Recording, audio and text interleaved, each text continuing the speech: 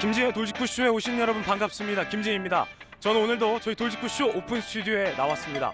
2023년 새해가 밝았습니다. 시청자 여러분 새해 복 많이 받으시길 바라겠습니다. 새해에도 저희 김지혜 돌직구쇼와 쭉 함께해 주시길 부탁드리겠습니다. 저는 새해에도 비가 오나 눈이 오나 매일 아침 이곳에서 여러분을 기다리겠습니다. 김지혜 돌직구쇼 지금 라이브로 시작합니다. 잠깐만요.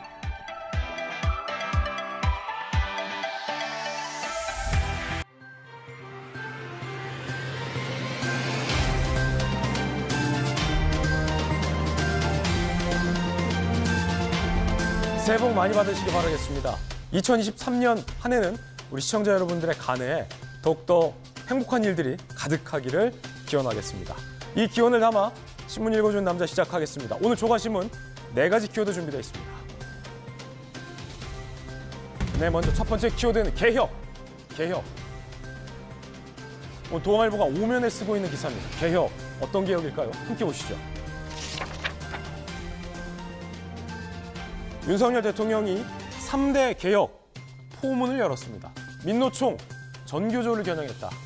기득권 매몰된 나라, 미래가 없다라고 강한 비판의 메시지. 연금개혁까지 해서 노동교육 연금개혁을 강조했습니다. 야당은 비판하고 있습니다. 잠시 후에 살펴보시죠. 이어서 두 번째 키워드 보겠습니다. 두 번째 키워드는 이겁니다. 도발. 오늘 한국일보가 4면에 쓰고 있습니다. 어떤 도발? 누구의 도발? 김정은 연말 연초 다 도발했습니다. 그러면서 핵탄 보유량을 기하급수적으로 늘려라 라고 지시를 했습니다. 노동당 전원회의에서 핵 위협을 노골화한 겁니다. 이에 대해서 우리 국방부도 강한 비판의 메시지를 냈습니다. 잠시 후에 전해드리겠습니다. 이어서 세 번째 키워드입니다. 세 번째 키워드는 이겁니다. 대치. 한겨레 신문 기사입니다. 집권 2년 차에도 전 정권 야권 수사 대치 전국 길어진다. 한겨레 신문은 윤석열 정부를 비판하고 있습니다. 사면 사정 두 얼굴의 윤 정부다라고 한겨레 신문은 보도하고 있는데요. 문재인 정부와 또 야권 수사 이재명 대표의 혐의에 대해서 수사가 길어지고 있다라며 한겨레 신문은 비판적으로 보도하고 있습니다. 자, 이어서 네 번째 키워드입니다. 네 번째 키워드는 중국발. 요즘 다시 코로나 확진자가 부쩍 늘고 있다고 합니다. 서울신문입니다. 중국발 입국자 하루 550명 검사 가능. 오늘부터 고강도 방역을 한다라는 이야기입니다.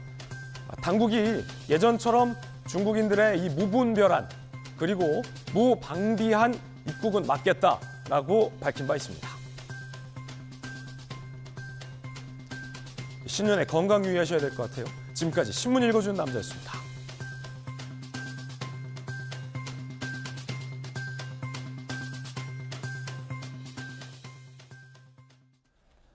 새해 첫 방송입니다. 오늘 함께 하신 분들 소개해드리겠습니다. 기자 출신, 언론인 출신의 김수경 교수, 그리고 비대위원, 국민의힘 비대위를 역임하신 김연아 의원 나오셨습니다. 부산에서 강한 민주당 재선 의원, 전재수 의원, 법전 들고 나온 정혁진 변호사 나오셨습니다. 어서 오세요. 새해 첫날입니다. 돌직구쇼 기준으로. 윤석열 대통령도 신년사를 했습니다. 그리고 문재인 전 대통령도 신년 메시지를 냈는데 야당은 윤석열 대통령의 신년사를 비판하고 있고 여당은 문재인 전 대통령의 신년 메시지를 비판하고 있습니다. 그 첫 번째 이야기 지금 시작합니다.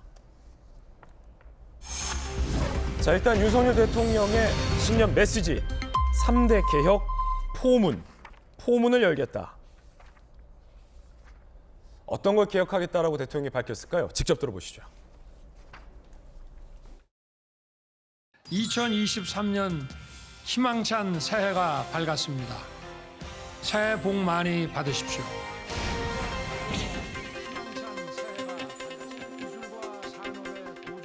기득권 유지와 지대 추구에 매몰된 나라에는 미래가 없습니다. 대한민국의 미래와 미래 세대의 운명이 달린 노동, 교육, 연금 3대 개혁을 더 이상 미룰 수 없습니다.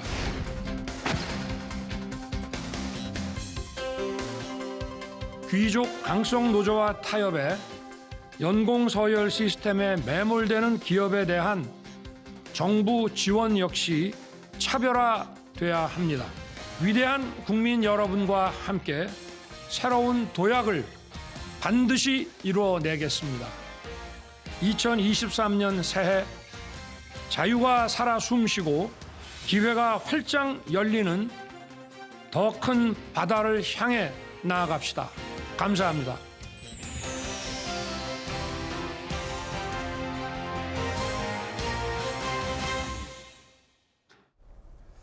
자, 김수효 교수님, 윤석열 대통령의 신년사에서 3대 개혁 어떤 걸 강조한 겁니까?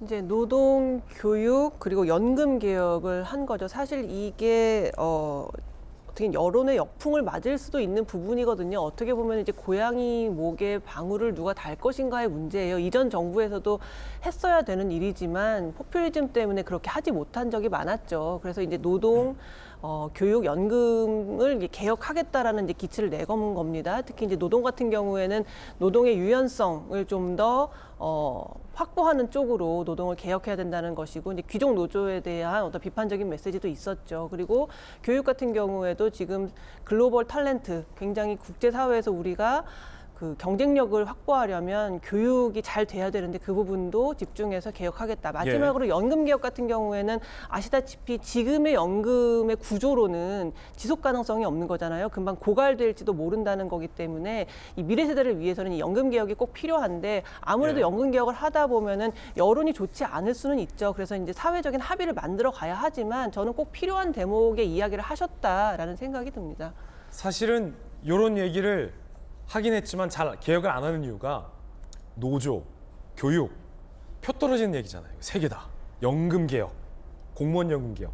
이런 거 다 표 떨어지는 얘기이기 때문에 뭐 예전 정부에서 한번 연금 개혁하려고 했다가 결국에 못 보지 않았습니까? 사실은 대통령 입장에서는 이거 표 떨어지는 얘기예요. 사실 누군가는 꼭 해야 되는 거거든요. 사실 미래 세대를 위해서는 꼭 해야 되는 거예요. 지금 뭐 건강보험 같은 경우에도 뭐 고갈되지 얼마 고갈낼 날이 남지 않았다 이런 식으로 얘기를 하고 있잖아요. 그래서 꼭 해야 되는데 이전 정부 역대 대통령들 하고 싶어도 못하는 이유가 표가 떨어지기 때문에 못하는 거예요. 그래서 어떻게 보면 굉장히 정직한 돌직구였다고 할 수 있거든요. 사실 인기를 얻고자 한다면 이런 얘기 안 하고 얼마든지 뭐 돈 펑펑 쓸 수 있죠. 그리고 굉장히 그 고갈된 재원을 다음 정부에 넘겨주면 그만인 거죠. 하지만 어쨌든 이번 정부는 누군가는 고양이 목에 방울을 달아야 하고 이번 정부가 그러한 개혁들을 해나가겠다라는 의지를 이야기한 거라서 좀 주목해서 지켜볼 필요가 있다. 이게 무조건 여론에 영합해가지고 물론 사회적 합의를 만드는 건 중요하지만 어떤 부분은 좀 강하게 밀어붙여야 되는 부분도 있거든요. 그런 의지를 보여준 게 아닌가 싶습니다. 특히나 최근에는 이 강성 노조 파업 때문에 다른 연관된 많은 산업들이 좀 피해를 봤었잖아요. 사실 이 노동 유연성이라든가 이런 것들은 글로벌한 추세죠. 물론 뭐 노동자의 권리를 잘 존중하는 거는 필요합니다. 필요한데 그럼에도 불구하고 세계 무대에서 어쨌든 경쟁하려면 어느 정도의 조정들은 필요하거든요. 그런데 지금 소위 말하는 이제 귀족 노조, 강성 노조들이 너무 자기들의 이익만을 관철하려고 한다면 국가의 경제 자체가 어려워질 수 있기 때문에 그런 부분에 양보가 필요한 거거든요. 그래서 이제 정부에서도 그런 부분들을 좀 양보하고 타협할 수 있도록 강하게 드라이브를 걸겠다. 그리고 그런 식으로 여태까지 귀족 노조로 강성 노조로만 했던 것들이 국민의 여론을 그렇게 예전만큼 잘 얻지 못하고 있어요. 예전에는 이제 노동자의 권리라고 하면 이제 무조건 지지하는 부분이 있었지만 지금은 다 살기 힘들고 어쨌든 국가가 국제 무대에서 잘 살 수 있게끔 해야 되기 때문에 그런 부분에 대한 여론도 조금은 조성되고 있지 않나 저는 그런 생각도 듭니다. 예. 자, 그런데 민주당과 정의당에서는 대통령의 신년사에 대해서 상당히 비판하고 있습니다. 그 이유는 무엇일까요? 들어보시죠. 대통령이 말하는 기득권이 누구인지 모르겠습니다. 전 정부와 야당입니까? 노조입니까? 아니면 국민들을 모두 적으로 돌리겠다는 심산입니까? 미래도 없고 국민도 없는 독불장군 윤치주의로는 우리에게 닥친 경제 위기 민생 위기, 평화 위기를 극복할 수 없습니다. 윤석열 정부의 오판과 불통을 바로잡는 것이 위기 극복과 개혁의 출발점임을 다시 한번 확인한 신년사였습니다. 전재수 의원님, 좀 메시지는 좋았다. 김소영 교수님 이렇게 코멘트해 주셨는데 야당들은 굉장히 좀 가혹하게 비판을 했어요. 이유는 뭡니까? 그러니까 이제 노조 개혁, 예. 그다음에 연금 개혁, 그다음에 교육 개혁 해야 될 일입니다. 해야 될 일이고. 근데 이거를 하려면 그동안 역대 정부들이 왜 못했냐면은 굉장히 힘든 개혁 과제거든요. 예. 이거를 하려면 첫 번째는 이해관계 당사자들이 엄청 많습니다. 그러면은 이해관계 당사자들의 참여, 그다음에 이분들을 설득하고, 그다음에 이분들의 동의를 얻어내는 과정들이 반드시 필요하겠죠. 네. 이해관계 당사자들. 그다음에 또 하나는 이해관계 당사자들을 넘어서서 국민적 동의가 있어야 됩니다. 예. 국민적 동의 없이 어떻게 개혁이 가능하겠습니까? 그리고 이것들은 결국은 입법을 통해서 결과물로 나온다라고 했을 때 국회에서 법이 통과돼야 이것이 개혁이 이루어집니다. 그러면은 국회 동의가 필요합니다.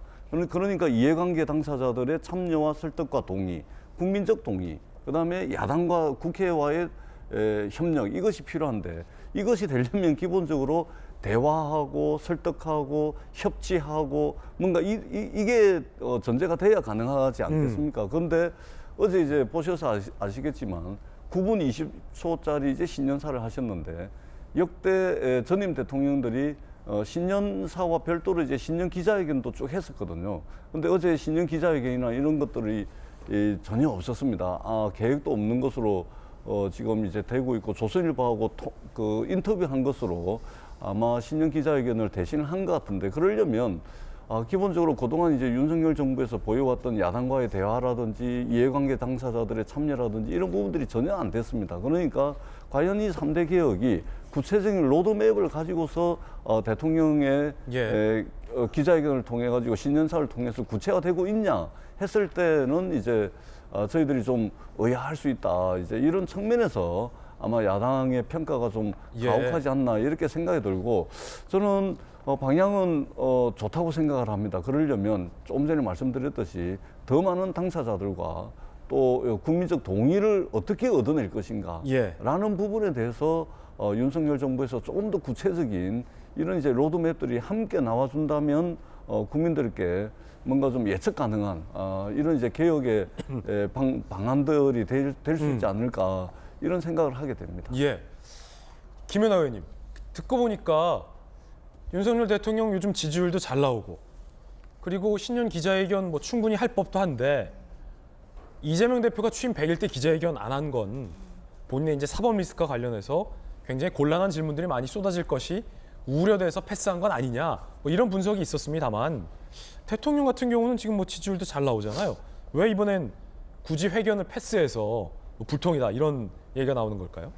윤석열 대통령 방식이 좀 되게 독특한 측면이 있습니다. 그래서 도어 스태핑 때도 그랬지만 사실은 이제 정치적인 언어를 쓰지 않다 보니까 기자들하고 질의응답관에서 본질보다는 그 본질에서 벗어난 어떤 형식, 또 거기서 나온 태도, 단어들을 갖고 굉장히 구설수에 오른 적이 많이 있었는데요.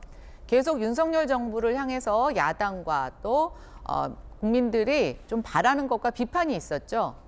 구체적인 로드맵이 뭐냐, 무엇을 하고자 하느냐, 윤석열 정부에서 어떤 것 비전을 보여줄 것이냐라고 많은 사람들이 비판하고 물었습니다만, 또 반대로 생각해 보면 그것을 설명할 수 있는 기회가 굉장히 적었다. 저는 이렇게 생각합니다. 근데 대통령께서 신년 기자회견에서 기자들을 부르지 않는 것, 한편에서는 비판할 수 있지만 그 전에 뭐 100명의 국민들을 불러서 경제 점검회의를 하고 장관들과도 토론식으로 하고, 저는 이런 것들이 상당 부분 그런 소통의 방법에서 약이 될 수 있는 질의, 응답을 했다라고 보고 있고요. 신년에는 그 무엇보다도 지금 대통령께서 강조하고 계시는 3대 개혁에 대한 확실한 메시지를 주고 싶지 않았나 이렇게 생각이 됩니다. 그래서 이제 본질이 좀 흐려지는 것보다 메시지만 남는 것. 이번에도 보면 질의응답이 없다 보니까 이 메시지를 갖고 여러 가지 의견에 대한 얘기들이 나타나고 있습니다. 그래서 뭐 저는 이번에는 그런 것에 초점을 둔 게 아닌가 싶고요. 이제 전재수 의원님께서 개혁은 좋은데 여러 가지 이해 당사자 간의 합의가 있어야 된다는 얘기를 하셨습니다. 근데 저는 정말 이거야말로 교과서적인 얘기라고 생각이 됩니다. 어느 이해 당사자가 자기 밥그릇을 건드리는 개혁에 동의할 수 있겠습니까? 개혁은 때로는 굉장한 저항에 부딪히고 많은 사람들의 박수를 받지 못할지도 모릅니다. 그러나 윤석열 대통령은 지금 분명히 그것에 대해서 강경한 발언을 하고 있습니다. 좀 인기를 얻지 못하더라도 이 개혁은 우리가 다음 세대를 위해서 꼭 해줘야 된다. 꼭 지금 해내야 된다라고 하는 것이고요. 이번 메시지 안에서 재미있는 표현이 있습니다. 지대추구라는 말이 있습니다. 기득권이라는 얘기가 있죠. 기득권이라는 얘기는 이제 우리가 다 알 수 있는데 지대추구가 과연 무엇이냐. 지대추구라는 것은 경제 주체들이 면허나 허가나 특정한 제도적 보호 아래 독과점 지위를 형성하면서 아주 생산적이진 활동 아니고 초과 이익을 그냥 저절로 얻는 것들을 우리가 지대추구 행위라고 합니다. 이렇게 한번 지대 이익을 얻게 되면 이 주체들은 어떤 일을 하느냐? 생산적인 일을 하는 것이 아니라 로비라든가 이런 활동을 통해서 그 지대 추구를 얻을 수 있는 지위를 얻고 유지하려는 데 엄청난 돈과 에너지를 쓰게 됩니다. 어찌 보면 지금의 기득권, 대통령이 비판하고 있는 이 기득권이 결국 지대 추구 행위를 하는 주체들로 딱 연결이 되지 않습니까? 정의당에서 도대체 기득권이 누구냐고 얘기하는데요. 기득권, 대통령의 발언에 찔린 사람들이 기득권입니다. 자, 오늘 한 일간지에 대통령이 인터뷰를 했습니다. 대통령 부인 역할에 대한 언급도 있었습니다. 함께 보시죠. 신년 인터뷰 내용 중 취임해보니 대통령 배우자도 할 일이 적지 않더라. 어려운 이웃 배려하는 일을 대통령이 다 못한다. 대통령이 못 오면 부인이라도 좀 와달라는 곳이 많더라. 드러나지 않게 겸손하게 잘 하라고 했다. 라고 이야기를 했습니다. 김수영 교수님, 이건 좀 어떻게 해석해야 될까요? 그러니까 당초에 이제 김건희 여사와 관련해서 워낙 등장할 때마다 불필요한 논란이 많이 가중되다 보니까 어쩌면 대통령 입장에서는 그냥 김건희 여사에게 집에 가만히 계시라고 할 수도 있죠. 그런데 직접 대통령을 해보니까 영부인이 가야 될 부분들이 있었고 내가 챙기지 못하는 부분을 좀 영부인이라도 와서 좀 참석해주면 자리가 빛나고 하니까 주목도 받고 하니까 그런 불가피한 지점들이 있더라. 그래서 겸손히 잘 하라고 했다고 말씀을 하셨다고 했는데요. 이제 어려운 이웃을 돌보는 일 같은 것들 자기가 다 챙기지 못하니까 김건희 여사에게 어쩔 수 없이 뭐 자의반 타의반으로 가게 하시는 것 같아요. 사실 지금까지 김건희 여사의 행보가 기존 전례에 비추어 봤을 때 특별히 눈에 띄거나 특별히 튀거나 특별히 이상했던 부분은 없다고 보거든요. 이전에 영부인들이 했던 행보와 크게 다르지 않은 어떻게 보면 그것보다도 조금은 더 적게 행보를 하셨을 수도 있는데 이제 불필요한 논란 같은 것들 이제 그만 좀 일어나고 그냥 영부인이 계셔야 되는 자리에 계시는 것을 우리가 별로 사심 없이 나쁜 감정 없이 바라봐 주길 바라는 어떤 대통령의 그런 마음이 전달되는 인터뷰 아니었나 싶습니다. 예. 자, 그런가 하면 이재명 대표는 어떤 메시지를 냈을까요? 함께 보시죠. 폭력적인 일방적 지배가 난무하는 시대이긴 하지만 그래도 우리 더불어민주당이 새로운 희망의 길을 국민과 함께 만들어 나가야 한다고. 정치가 사실 사라졌습니다. 이제는 폭력적 지배만이 횡행하지만 우리 민주당의 역할을 제대로 해 나가는 새로운 한 해 철저히 준비하도록 하겠습니다. 자, 윤석열 정권을 겨냥해서 폭력적 지배가 난무한다라고 강하게 비판을 한 겁니다. 자, 그런가 하면 문재인 전 대통령도 신년 메시지를 냈습니다. 그런데 내용이 좀 논란입니다. 치유되지 않은 이태원 참사 아픔과 책임지지 않는 못난 모습들이 마음까지 춥게 한다. 경제는 어렵고 민생은 고단하고 안보는 불안하다. 새해 전망이 더욱 어둡다라고 현 정부를 강하게 비판을 한 겁니다. 자, 그러자 국민의힘에서는 비판적인 메시지가 나왔습니다. 악담 가득이다. 뒤틀린 심사를 풀어냈다. 저급한 훈수 그만두라. 돈 넘지 마라. 박정화 대변인, 존경받을 권리마저 스스로 차버린 비겁한 위선이다. 풍산개의 겨울이 어느 해보다 추울 듯. 풍산개는 광주동물원에서 또 강기정 시장이 잘 돌보고 있으니까 따뜻하게 보내리라 봅니다. 마음은 춥겠죠. 정혁진 변호사님, 네네. 문재인 전 대통령이 일단은 문재인 정부에 대해서 지금 서해 공무원 피살 사건과 관련해서 안보라인 1, 2가 다 지금 기소가 됐잖아요. 그래서 문 전 대통령이 굉장히 좀 심기가 불편한 건 알겠는데 문재인 전 대통령의 신년사를 보면 현 정부를 매우 비판하고 있네요. 저는 그렇게 안 보이는데. 아, 그래요? 네네. 저게 무슨 현 정부를 비판하는 겁니까? 저는 오히려 문 대통령이 스스로 반성하는 모습이라고 생각이 되거든요. 독특한 해석인데요. 왜냐하면 책임지지 않고 보듬어 주지 못하는 그런 못난 모습들이라고 그랬잖아요. 예. 전 이걸 딱 보고 풍산께 생각났거든요. 아, 내가 이런 우리 반려견을 제대로 책임지지도 못했고 보듬어 주지도 못했구나. 그 다음에 경제는 어렵고 뭐 민생 고단하고 안보는 불안하다. 이 부분도 경제가 지금 왜 어렵습니까? 여러 가지로 어렵지만은 우리나라가 역대급 역사상 최대의 무역 적자가 났어요. 그 무역 적자가 어디서 초래가 됐습니까? 에너지 수입하느라고 석유하고 LNG 수입하느라고 그 무역 적자가 역대급으로 났는데 이렇게 무역 적자가 왜 벌어진 겁니까? 이거는 탈원전 하다가 전기 관련한 그런 석유와 LNG 수입하다가 이렇게 됐으니까 이런 것들로 인해 가지고 민생이 어려워지고 전기값 올라가면 다른 거 다 올라갈 거거든요. 그다음 마지막으로 안보가 불안하다. 안보가 왜 불안합니까? 문재인 대통령 임기 5년 내내 계속 뭘 주장하셨냐면 끝까지 뭘 주장하셨냐면은 종전선언을 갖다가 주장하셨어요. 그 종전선언 주장이 얼마나 공허한 것인지는 어제 그 김정은 위원장이 뭐 그랬다면서요. 뭐 같이 뭐 어떻게 할 수 없는 무슨 그러한 주적이다. 주적보다도 훨씬 더 강한 이야기를 갖다가 했던데 결국은 이렇게 제대로 북한도 제대로 파악하지 못하고 경제 흐름도 제대로 보지 못한 그런 것들로 인해서 참 삶이 고단해졌는데 이런 부분에 대해서 내가 책임을 지고 굉장히 죄송하게 생각한다. 이런 반성의 메시지로 저는 그렇게 읽었습니다. 자, 전재수 의원님 어떻게 보십니까? 어떻게 읽으셨어요? 새해 새날부터 뭐 전직 대통령의 발언에 대해서 조롱하듯이 뭐 그렇게까지 하실 필요가 있을까 싶습니다.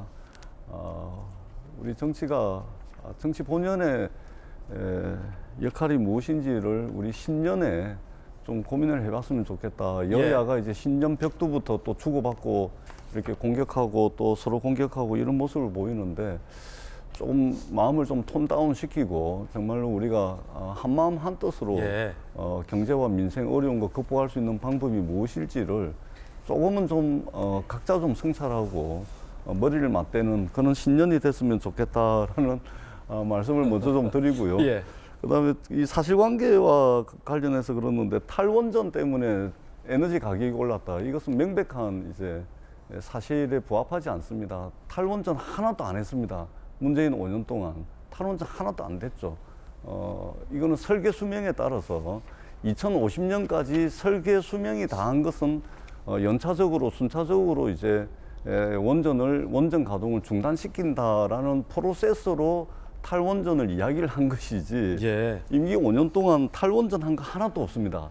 그렇기 때문에 마치 가동되고 있는 원전을 다 중단을 시켜서 그래서 이 에너지 가격이 올라서 무역 적자가 됐다. 이거는 굉장히 극단적인 비약이다라는 말씀을 드리고 또 사실관계와도 맞지 않습니다. 이 말씀을 아울러서 드리고 전임 대통령으로서 또 현 정부 집권 여당으로서 다 하실 이야기가 있다고 저는 생각을 합니다. 그러나 저희들이 맞닥뜨리고 있고 직면해 있는 위기라는 것이 이전에 우리가 경험해보지 못한 그런 위기의 국면에 진입을 하고 있습니다. 저희들이 조금 더 머리를 맞대서 정말로 여당은 조금 더 야당하고 대화하고 야당은 집권 여당의 입장을 조금 더 좀 이해를 해가면서 올 한 해는 정말로 우리가 뭔가 좀 머리를 맞대고 뭔가 좀 만들어낼 수 있는 그런 정치의 모습을 보이는 것이 좋지 않을까 이렇게 생각을 합니다. 예, 두 분의 의견 들어봤습니다. 자, 여하튼 모두들 다 새해 복 많이 받으시길 바라겠습니다.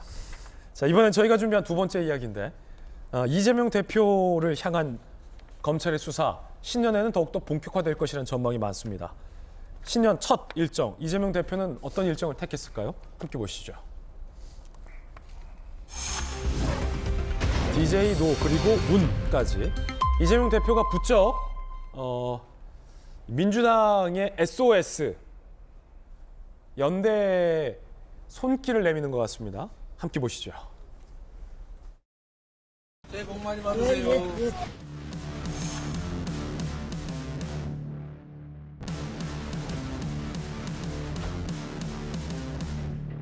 제가 요즘 유난히 김대중 대통령님의 삶의 궤적을 많이 떠올리게 됩니다. 그분의 삶 자체가 인동초라고 불렸을 만큼 혹독한 시련과 고난을 겪고 그 속에서 또 끊임없이 국민과 국가를 위해서 헌신하시면서 어렵고 힘들 때일수록 김대중 대통령께서 걸어오신 길 다시 우리가 되돌아보면서 힘을 합치면 좋겠습니다. 그뿐만이 아닙니다. 동교동, 봉화, 양산행까지 검찰 출석 전에 전열 정비하려는 거 아니냐 이런 분석도 나옵니다. 어제 오전 김대중 전 대통령 묘역에 참배했죠. 오후에는 노무현 전 대통령의 묘역을 참배했습니다. 그리고 오늘 문재인 전 대통령을 예방할 예정이라고 합니다. 그런데 문희상 전 의장이 신년 인사회에서 이재명 대표가 있는데 면전에 토끼해잖아요. 토끼를 닮아서 플랜 2, 플랜 3 대안을 마련해야 한다. 토끼가 굴을 여러 개 파듯이. 이런 의미심장한 이야기를 했습니다. 대안이 왜 필요하다는 걸까요? 들어보시죠. 토끼는 영리하고 민첩한 영민한 동물이고 늘 준비하고 특히 굴을 3개 판다고 해서 교토 3굴이라는 고사정어가 있습니다. 금년 한 해에는 아무쪼록 우리도 영민한 토끼를 닮아서 플랜 2, 플랜 3 대안을 많이 마련하는 그런 해가 되기를 바랍니다. 여러분 벌이 좋으니까 토끼처럼 영민하게. 똘똘 뭉쳐 뭉쳐 뭉쳐 민주당 화이팅! 이재명 화이팅! 자, 물론 문희상 의장께서 이재명 화이팅을 하긴 했습니다. 그런데 이재명 대표 바로 앞에서 면전에서 플랜 2, 플랜 3를 대비해야 된다. 이 무슨 뜻일까요? 정혁진 변호사님, 요건 어떻게 해석하셨어요? 작년에는 이민년이었어요. 호랑이 해였잖아요. 그래가지고 호랑이 관련된 사자성어를 많이 인용했어요. 네. 3인 성호. 그런데 그 3인 성호가 잘못 인용했어요. 왜냐하면 밖에 호랑이가 없다라고 생각을 했는데 나가 보니까 호랑이가 떡하니 있었단 말이에요. 그러니까 김용 정진상 다 3인 성호 운운하다가 다 잡혀갔잖아요.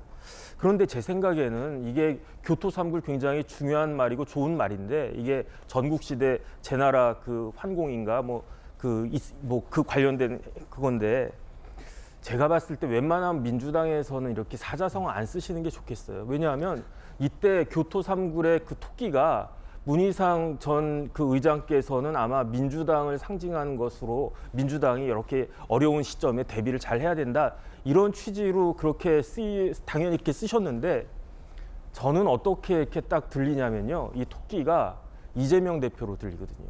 그 다음에 토끼 그러면은 이제 플랜 A, 플랜 B, 플랜 C 이재명 대표를 제외한 그런 것도 있어야 된다라고 하지만 토끼 하니까 토끼다란 말이 생각이 나가지고 갑자기요? 네, 그냥 그런 생각이 딱 나서 이재명 대표한테 무슨 일이 생겨가지고 이재명 대표 어디로 이렇게 피신하셔야 되나 이런 생각을 하게끔 하는 그러한 뉘앙스의 원래 의미와는 좀 상관이 없게 이런 생각이 들어가지고 이게 옆에서 이제 이재명 대표가 들으시기에는 굉장히 좀 민망할 수 있었겠다. 저는 그런 생각이 들었습니다. 예, 전재수 의원님, 문희상 의장의 메시지 물론 이제 이재명 대표 화이팅을 했지만 민주당 현역들 몇 명 사이에서는 그 대안론에 대해서 언급한다라는 보도들이 왕왕 있었거든요. 문희상 의장의 메시지 전재수 의원께서 어떻게 해석하셨습니까? 글쎄 이거를 이렇게 해석을 해야 되는지 잘 모르겠습니다만 글쎄 항상 정당이라는 것은 여러 가지 이제 플랜을 가지고 있어야 된다 그런 측면에서 하신 말씀이 아닌가 그렇게 생각을 합니다. 최근에 김경수 전 지사도 나왔는데 혹시 플랜 2라는 게 당장 어떤 정치 활동이라든지 정당 활동이라든지 이런 것을 김경수 전 지사가 할 가능성은 극히 낮습니다. 네, 그렇기 때문에 김경수 지사를 중심으로 제2, 제3의 플랜 이것은 이제 조금 이제 상당히 앞서 나가는 주장으로 보여지고 아니면 미국에 있는 이낙연 전 대표가 6월에 들어온다면서요? 글쎄 뭐 들어와 봐야 알겠죠. 와봐야 한다. 예. 그런 측면에서 이제 뭐 연초에 뭐 덕담으로 하신 게 아닌가 이렇게 생각이 되어지고 문희상 의장이 또 당의 원로지 않습니까? 예. 그런 차원에서 우리가 이해를 하면 될 것 같다. 이걸 굳이 뭐 토끼인데 무슨 토낀다. 좀 그렇지 않습니까? 그렇게 말씀을 하시는 것은 그냥 덕담으로 예. 받아주시면 좋을 것 같아 이렇게 말씀을 드리겠습니다. 예, 플랜 2, 플랜 3. 문희상 의장이 말한 이 대안 플랜 2, 플랜 3은 어떤 의미일까요? 문희상 의장 본인만 아시는 거니까 뭐 이건 뭐다라고 단정할 수는 없다. 하지만 굉장히 궁금해지긴 합니다. 김연아 의원께서 들으시기에는 이 플랜 2, 플랜 3이 어떤 의미가 있습니까? 글쎄요, 저는 그 플랜 2, 플랜 3가 이재명 대표가 더 이상 당대표를 맡을 수 없을 때에 대한 고민을 해야 된다라는 얘기로 들렸습니다. 예. 그런데 정치권에서 고사성어를 쓰는 것에 대한 일종의 묘미가 하나 있습니다. 묘미. 예. 아전인수격으로 나한테 유리한 식으로 해석하는 경우도 많이 있고 이것은 누구한테 직접적으로 얘기하는 게 아니다 보니까 사실은 해석의 영역입니다. 이렇게 볼 수도 있죠. 여기서 이제 굉장히 뭐 영악한 토끼가 굴을 3개나 파놔서 곤란한 상황을 모면한다는 거죠. 이 토끼를 이재명 대표로 우리가 생각한다면 이재명 대표한테 뭔가 좀 이 난관을 헤쳐나갈 수 있는 굴을 파시라 이렇게도 들리지 않습니까?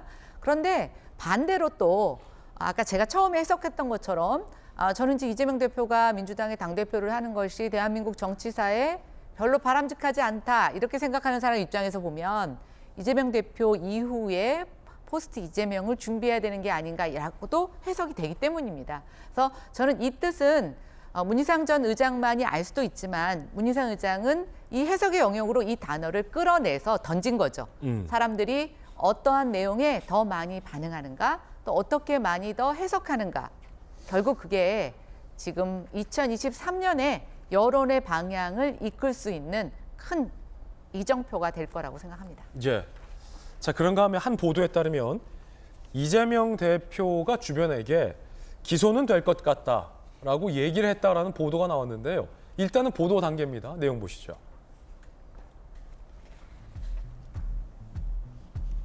성남FC 관련 검찰 소환 통보 몇 주 전에 가까운 의원들에게 조선일보 보도에 따르면 이재명 대표가 결국 기소는 될 것 같다.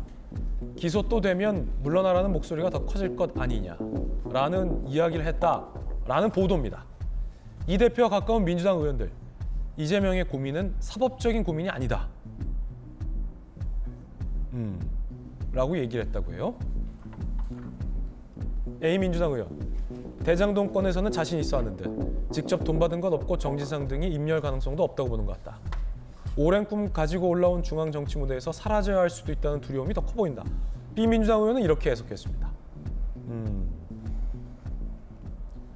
보도에 따른 내용이고 이 대표가 진짜 이런 말을 했는지 여부는 뭐 확실치 않습니다. 그런데 김수현 교수님, 기소는 될 것 같다. 그런데 수사를 여러 개 받고 있잖아요.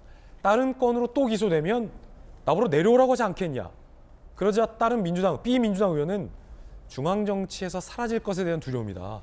사법적인 두려움보다 이런 뭐 해석을 또 하기도 했다라는 게 보도 내용인데 어떻습니까? 어떻게 보셨습니까? 그러니까 이재명 대표가 이 말을 했다면, 만약에 내가 기소는 될 것 같다라는 말을 했다면 아마 기소가 불가피하다는 건 본인도 알고 있을 것 같아요. 지금 걸려있는 사안이 한두 개가 아니기 때문에 그 모든 것에 대해서 무혐의 불기소가 되기는 어려울 것이고 어쨌든 기소가 되기는 할 텐데 지금까지 사실 이전에도 여러 가지 사법적인 문제가 있었지만 정말 기세회생으로 어떻게 헤쳐나왔잖아요. 예. 지금 보면은 대장동 건 같은 경우는 정진상이 입을 열지만 않는다면 나는 이 사법적 리스크에서 벗어날 수 있다라고 계산하고 있을 것 같고요. 또 성남 FC 같은 경우에도 내가 이제 한 푼도 안 받았다, 이제 이걸로 이 리스크를 모면하려고 할 것 같아요. 그래서 제 생각에는 본인이 변호사고 이렇기 때문에 사법 리스크는 내가 어떻게 대충 빠져나갈 수 있을 것인가에 대한 전략이 머릿속에 있을 것 같아요. 그런데 이 사법적 책임과 정치적 책임은 또 다른 문제잖아요.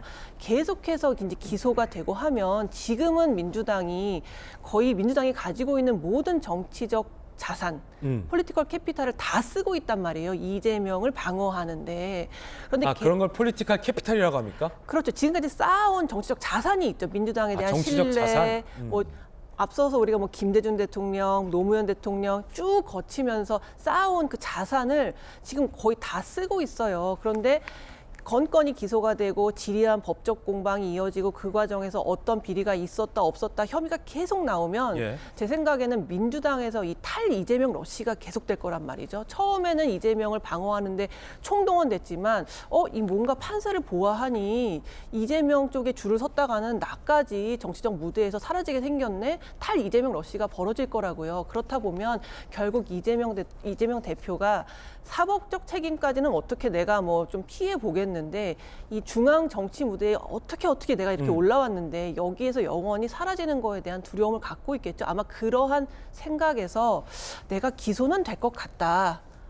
이제 그러한 말을 통해 사법적으로는 어떻게 내가 헤쳐나가 보겠는데 이걸 정치적으로 마지막까지 정치적으로 헤쳐나가서 결국 내가 언젠가는 대통령 후보로 나가서 대통령이 될 수도 있는 이런 기회까지 가긴 좀 어렵지 않겠느냐라는 불안감이 반영된 말이 아닌가 싶습니다. 전재수 의원님, 혹시 가까운 의원들에게 했다는데 저 말을 전재수 의원님께도 했습니까? 아니요, 저는 못 들었습니다. 그러면 가깝지가 않은... 글쎄요. 아니, 보도 내용이니까 뭐 사실인지 아닌지 여부도 확실치 않은 내용이라서. 아니 이게 어떻게 보십니까? 아니 이거는 저는 이제 선거법 위반을 검찰이 고소하는 것을 보고 지금 진행되고 있는 거의 모든 수사에 대해서 기소는 이제 100% 할 것 같아, 그런 이제 생각이 듭니다. 왜냐하면은 저희들이 이제 선거를 여러 차례 치러보기 때문에 사실은 이제 선거법에 관해서는 저희들도 이제 뭐 다른 건 몰라도 선거법에 관한 하는 저희들도 이제 법률가 수준이라고 생각을 하는데, 선거법은 사실은 이제 기억의 영역, 기억을 하고 못하고의 영역은 어떤 허위 사실 유포하고는 상당히 거리가 있거든요. 그래서 기억의 영역은 선거법상 기소를 안 하는 것이, 잘 안 하는 것이, 그리고 못 하는 것이 이제 거의 대부분의 이제 선거법 관련 이제 기소의 역사라고 할 수가 있는데, 그걸 기소하는 걸 보고서 저는 이게 성남 FC가 됐건 또는 대장동이 됐건 거의 모든 사건 수사를 기소를 하지 않겠냐, 검찰이 이렇게 이제 봤거든요. 그런 다 기소할 것이다, 검찰이? 저는 이제 그렇게 봅니다. 왜냐하면 선거법 그조차도 이제 기소를 하는 것을 보고 이제 그렇게 예측을 할 수 있다라는 생각이 들고, 그런 측면에서 이재명 대표에 대한 어떤 소환 여부, 소환에 응하느냐 응하지 않느냐, 이것은 별반 중요하지 않다, 쟁점이 될 가능성이 별로 없다. 왜 그러냐면 소환에 응하든 응하지 않든 검찰은 결국은 이제 기소를 할 것이기 때문에 결국 이 유무죄 판단은 법정에서 증거의 유무를 가지고 다툴 수밖에 없는 그런 영역으로 들어가지 않을까, 이렇게 예측을 합니다. 그래서 거의 대부분 사람들이 검찰이 기소할 것 같아, 이런 이제 생각들을 하고 있지 않겠습니까? 검찰이 하는 거 보면 뭐 그런 측면에서 이해를 하면 될 것 같습니다. 그래서 이 보도가 만약에 사실이라면 일반적인 어떤 그런 예상, 결국 기소는 될 것 같다. 그리고 그 다음에 내가 기소됐을 때의 어떤 당대표로서의 어떤 존재감, 뭐 이런 거에 대한 고민일 것이다. 자, 함께 보내드리고 있습니다. 그런가 하면 한 보도에 따르면 유동규 전 본부장이 김용 전 민주연구원 부원장에 대해서 내 앞으로 외상까지 달아났다. 하다 외상까지 달아났다. 뭐 이런 주장이 나왔습니다. 함께 보시죠. 자, 남욱 등에게 8억 4,700만 원 받은 혐의, 지난달 27일 유동규에게 1억 9천만 원 받은 혐의가 추가 기소됐죠. 김용 부원장은 검찰 유동규의 일방적 허위 주장과 입장만 반영해서 추가 기소했다라고 반발하고 있습니다. 그런데 유동규 전 본부장이 이렇게 얘기했다라는 매일경제 보도입니다. 보도를 인용하면 김용과 수백 번 술 먹었는데 술값을 안 내는 것을 넘어 나 빼고 따로 먹은 것까지 내 앞으로 달아났다. 외상을. 그럼 이건 저기 주도에 안 맞는데요. 그런 사람이 돈 안 받았다고 하니 참 딱하다. 언제 어디서 어떻게 돈 전달했는지 위치 기록 등 물증 넘친다. 라는 보도 내용입니다. 정혁진 변호사님. 네네. 아니 형 동생이었단 말이에요. 네네. 그럼 정진상, 김용이 형이었고 이제 유동규가 셋 중에서 막내 맞습니까? 동규. 나한테 친한 형 그랬었죠. 그렇죠? 예. 도원결의도 맺었는데 그러니까 형 입장에서 술값을 안 낸다? 이거 이제 저도 제 동생들한테 얻어먹기가 이제 민망하잖아요. 근데 유동규 전 본부장의 주장이라면 보도에 따르면 그것도 모자라서 이제 형들끼리 먹고 동생 앞에 외상을 달아놓는다. 글쎄 이거 사실일까요? 이러기 쉽지 않거든요. 형 입장에서는. 근데 저는 얻어 먹었는데요. 그러니까 형 내가 그러니까 아니 그게 아니고 제가 그 사시가 좀 늦게 돼가지고 그럴 수는 있죠. 공부하고 있었는데 그럴 수는 있죠. 제 동생이 좀 일찍 취직했어요. 그러면 걔가 이제 형 불쌍하다 그래가지고 불러가지고 뭐 회주 사주고 그랬던 기억이 나서 그건 진짜 불쌍해 사준 거고. 지금 생각해 보니까 굉장히 고마운데 그러니까 김용도 가능하다고 저는 생각을 해요. 왜냐하면 그 형인데 유동규가 돈이 많았잖아요. 그러니까 내가 술 마시고 돈 많은 동생한테 이거 좀 달아서 네가 해결하라. 그다음에 그때 유동규가 김용한테 거기에 대해서 불만이 있거나 뭐 서운하거나 그랬겠습니까? 전혀 그렇지 않았는데 지금에 와서 보니까 제가 사실은 곰곰이 생각해 보니까 유동규 씨하고 저하고 비슷한 점이 몇 가지가 있어요. 뭐가 있냐면은 일단 뭐 나이도 비슷하고요. 그다음 몸도 비슷하게 좀 무거운 것 같고 그다음에 저희 같은 사람은 어떤 식으로 그 생각을 하냐면은 먹는 거에 대해서 조금 민감하거든요. 그런데 유동규한테 뭘 시켰습니까? 쓰레기 먹으라고 그랬잖아요. 그래가지고 저는 근데 유동규가 진짜 상한 음식을 먹었어요. 그거는 유동규 씨 입장에선 정말로 굉장히 그런 문제였단 말이에요. 그렇게까지 해줬는데 그 돌아온 게 뭐냐? 배신 아니었습니까? 그러니까 지금 유동규 입장에서는 옛날 일들이 그냥 하나하나씩 계속 생각이 나는 거예요. 그래가지고 이런 일들까지 이야기를 갖다가 하는데 제 생각에는 객관적으로 이런 일이 없었던 거를 유동규가 지어냈을까? 저는 그렇다고 생각을 안 하거든요. 그런데 그 당시 만약에 이제 그 김용이 이걸 얻어먹었을 당시에 성남시 의원이나 경기도 대변인이었다라고 하면 이렇게 향응 받은 것도 뇌물죄에 해당되는 거기 때문에 정말로 이제 이재명 대표나 김용, 정진상 입장에서는 유동규가 너무너무 지금 그 부담이 되는 그런 부메랑으로 지금 돌아오고 있다. 저는 그렇게 판단이 됩니다. 자, 근데 이게 아직 유동규 씨가 이런 말을 진짜 했는지도 정확치 않고 설사 유동규 씨가 이런 말을 했다 하더라도 유동규 본부장의 아직은 그러니까 일방적인 주장이다라고 말씀을 드리겠고 만약에 이게 사실이 아니라면 김수영 교수님, 김용 전 부원장 입장에서는 정말이지 미치고 팔딱 뛰고 억울할 것 같아요. 받은 것도 없는 나한테 돈 받았다고 하더니 이제는 야 그래도 명색이 내가 형인데 내가 네한테 외상을 달아놨다고? 사실이 아니라면 얼마나 억울하겠습니까? 사실이 아니라면 굉장히 억울하겠죠. 그런데 지금 유동규 전 본부장의 이 발언과 증언들이 굉장히 구체적이고 특히 뭐 기자에게만 이런 말들을 하는 게 아니라 법정에서 엄연히 위증죄가 적용되는 그 장소에서 구체적으로 자기가 김용에게 어떻게 했고 정진상에게 어떻게 했고 이런 이야기들을 하고 있기 때문에 유동규의 말이 거짓말이기는 쉽지 않다 그런 생각이 들어요. 그리고 유동규의 입장에서는 얼마나 화가 나겠습니까? 자기는 이렇게 내가 마시지도 않은 술값까지 김용이 달아놓은 외상값까지 내가 냈어야 했는데 알고 보니 김용은 뭐 여의도에 집도 사고 자기는 지금 가진 돈이 뭐 빚밖에 없고 그러니 얼마나 이제 화가 나겠습니까? 유동규 씨가 한 말 중에 좀 인상적인 게 뭐였냐면은 이제 김용이 무조건 이건 다 유동규가 지어낸 거짓말이다라는 식으로 얘기를 하니까 기자들한테 뭐라고 했냐면 김용의 주장대로라면 우리나라의 사법체계가 굉장히 잘못된 거다라는 얘기를 해요. 제 생각에는 유동규 씨는 이렇게 생각하는 것 같아요. 이렇게 명백한 범죄에 대해서 김용, 나아가 정진상, 나아가 이재명 대표가 무죄라면 이건 정말 우리나라의 사법 시스템이 대단히 잘못된 거다. 죄를 지은 거에 대해서 죄를 묻고 죄를 받아야 되는 사안인데 이게 무죄가 되고 무혐의가 되고 불기소가 된다면 이건 우리나라의 체계 자체가 잘못됐다는 생각을 하는 것 같아요. 그만큼 유동규 씨는 이 사안이 명백한 범죄고 자기가 심지어 그 범죄에 연루되어 있죠. 그래서 자기의 죄를 고백하면서까지도 이건 대한민국의 사법 질서를 바로잡기 위해서라도 반드시 시정되어야 될 문제라고 생각하고 있는 거 아닌가 싶습니다. 예. 그렇지만 이제 김용 부원장 입장에서는 이 전재수 의원님, 네. 이게 사실은 뇌물을 받고 안 받고 본질적인 혐의와는 무관한 내용이기 때문에 약간 김용 부원장 입장에서는 나한테 망신주기적인 어떤 그럴 목적으로 이런 얘기를 한다라고 굉장히 좀 언짢게 여길 수도 있을 것 같아요. 그러니까 이분들이 이제 형 동생 사이잖아요. 예. 형 동생 사이에 그 좋았을 때, 관계가 좋았을 때 술 산 것까지 지금 이제 사이가 나빠지니까 다 이게 하는 거 아닙니까?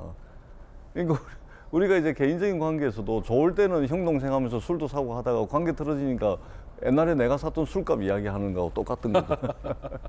저는 그렇게 봅니다. 그러니까 유동규 씨가 사실은 2020년도 10월 달 이제 경기도 분당의 모 노래방에서 시작된 녹취록으로부터 지금 기소가 돼가지고 구속이 됐다가 석방이 되긴 했지만 재판을 받고 있는데 그때 이제 녹취록에 들어가 있던 진술하고 지금하고는 완전히 정반대되는 이야기들을 하고 있는 겁니다. 예. 그렇기 때문에 결국은 우리가 한번 지켜봅시다. 법정에서 진실이 가려지지 않을까 이렇게 생각을 합니다. 지금 언론을 통해서 보도되는 모든 내용들은 우리 앵커께서도 말씀을 하시듯이 전혀 뭐 사실관계가 확인된 이야기도 아니고 언론 보도라는 말씀을 드리고 진술이 여러 차례 바뀌고 있기 때문에 법정에서 가려질 것으로 그렇게 생각을 합니다. 예, 정리 잘 해주셨습니다.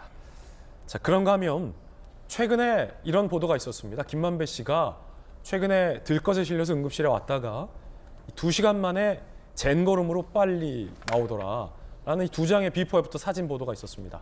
그래서 많은 의문이 쏟아졌습니다. 과연 김만배 씨가 이 재판이 지연될 정도로 몸 상태가 안 좋은 게 맞느냐라는 의문이었는데요. 이에 법원이 김만배 씨의 상태 직접 확인해 나섰다는 보도가 나왔습니다.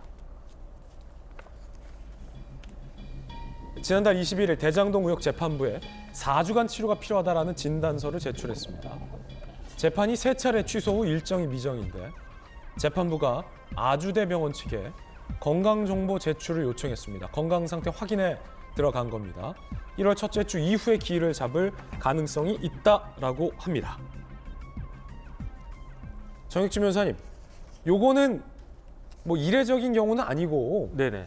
특히 이제 정말로 이제 주요 피의자가 재판을 못 받을 정도가 맞느냐 법원이 확인해 보기도 한다면서요. 네, 그렇죠. 네. 그다음에 이제 김만배 씨가 이렇게 극단적인 시도를 한 게 12월 14일이었어요. 오늘이 1월 2일이니까 한 20일 정도 지난 거거든요. 그런데 진단서가 전치 4주가 나왔어요. 전치 4주가 나왔는데 전치 4주가 끝난 날이 언제냐면은 1월 11일이에요. 예. 그런데 형사 22부가 재판을 언제 하느냐?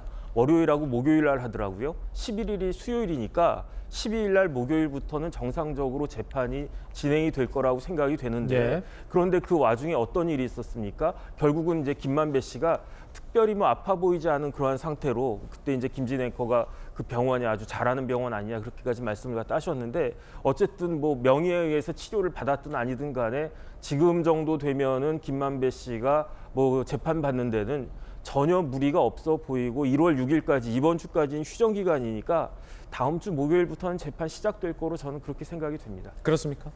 통상적인 거다. 네네. 건강 상태 확인은.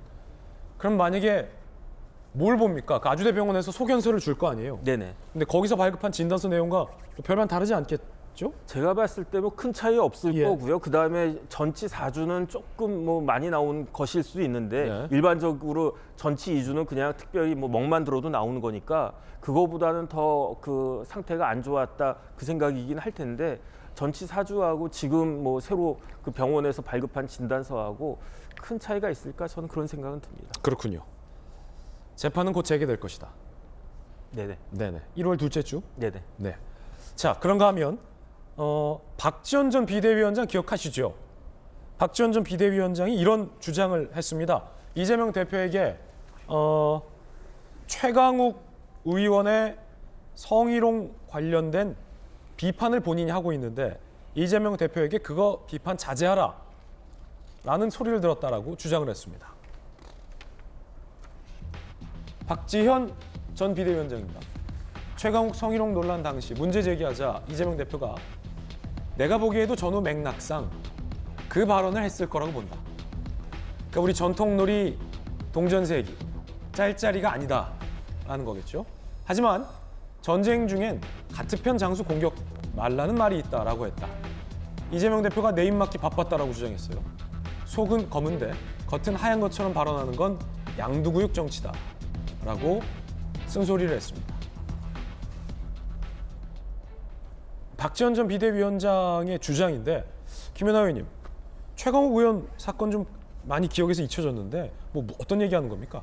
네, 그 의원들하고 법안 관련된 소회의 비슷한 회의였는데 거기에서 이제 같은 당의 의원이 이제 줌으로 회의가 연결이 돼야 되는데 그 당시 안 나타나신 거예요. 그래서 이제 늦게 나타나시니까 이제 그때 우리가 쌍디귿디귿이냐 쌍지긋지긋이냐 하는 그 용어로 하느냐고 그것 때문에 늦었느냐라고 이제 발언을 하게 됐는데 그 자리에 있었던 이제 민주당 보좌진들, 특히 이제 여자 보좌진들이 이것은 명백하게 성희롱 발언이다라고 해서 이제 문제가를 제기하게 됐고 그게 이제 민주당 안에서도 윤리위에 이제 제소가 돼서 논의가 되고 있는데 사실 그 이후에도 뚜렷하게 최강욱 의원이 이것에 대해서 명백하게 인정하고 사과한 적은 없었던 것 같아요. 그래서 이제 결국 그 논란 쌍지읒지읒이냐 쌍디귿디귿이냐라는 것에 진짜 이제 말장난 같은 해프닝만 있었는데 제가 이제 보면서 민주당은 항상 그랬던 것 같아요.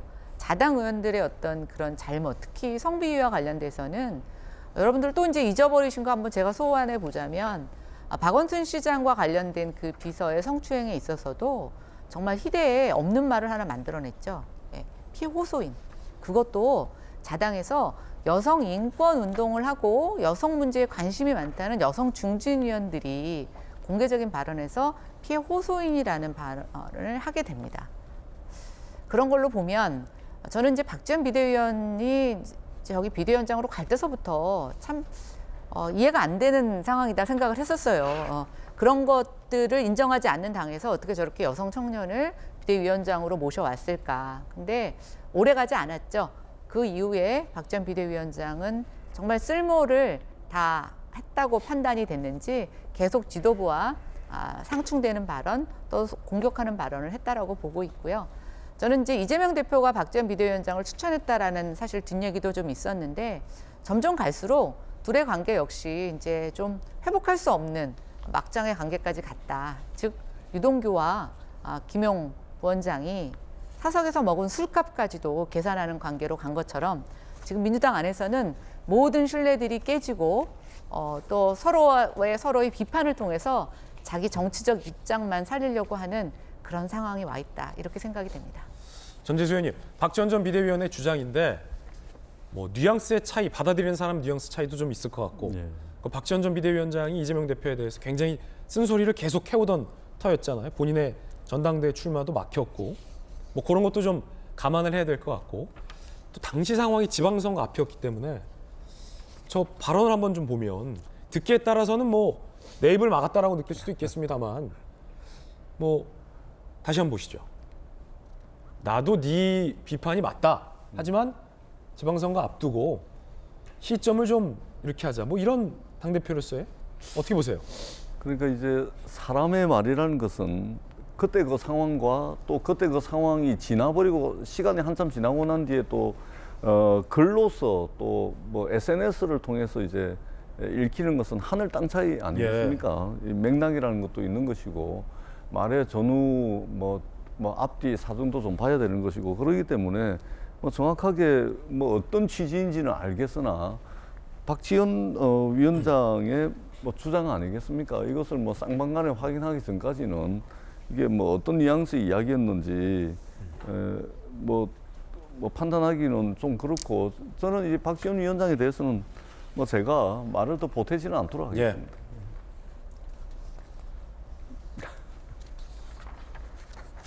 발언 끝. 네, 그렇습니다. 네. 자, 이번엔 저희가 준비한 다음 이야기입니다. 김정은이 핵탄두 보유량을 늘려라. 비핵화 한다면서요. 비핵화 의지 있다면서요. 그러자 국방부가 김 정권, 그러면 김 정권은 종말이다. 강대강 메시지가 남북에서 나왔습니다. 주제 공개합니다.